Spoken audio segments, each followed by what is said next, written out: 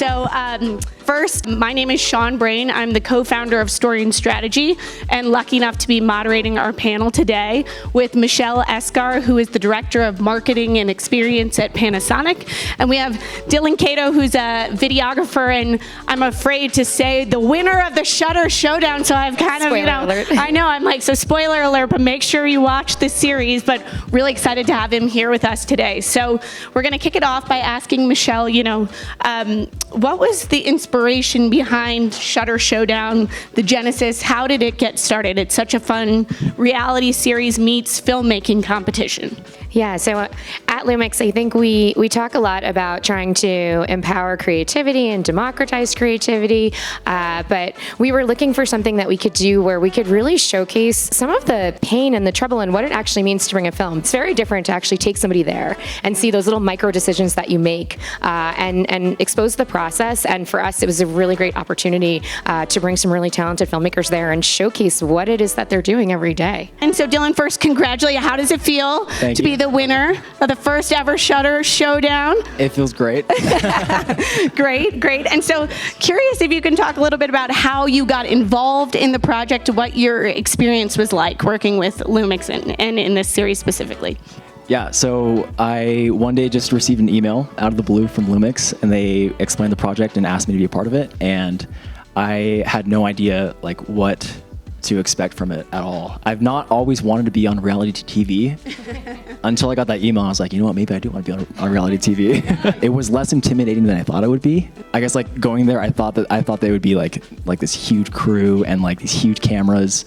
But it was just everyone used the cameras that we were filming with for the challenges. And so, and then we just became buddies, my buddy Kyle back there.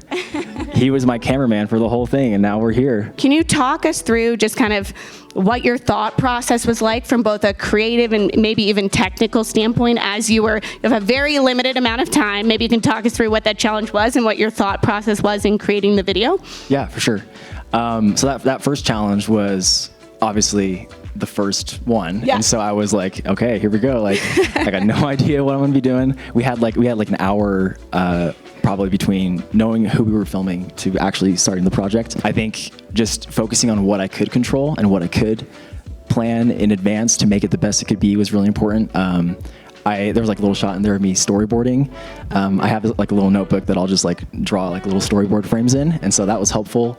Danny, the guy that I filmed, Danny, he was just such a fun, down-to-earth guy. Going into it was definitely very scary, but once I met Danny and kind of heard his story, I interviewed him, and he explained his passion for why he loves slacklining and the flow state. And so I got the idea maybe I can try and portray the flow state by doing that quick cut to the water and the really intense sound and going to silence and the peacefulness of the river. And so the story just kind of came as we were filming and as I got to know Danny, and I just wanted to get his personality and his story across. I mean, this was the first of its kind, this kind of idea, and I think it was definitely a risk to try something like this, and I'm very proud of LUMIX for trying that risk and taking me along for it, because I think that was kind of the whole gist of the show was just going out into the unknown and just seeing if something's going to work. And so Michelle, now the question, will there be a season 2?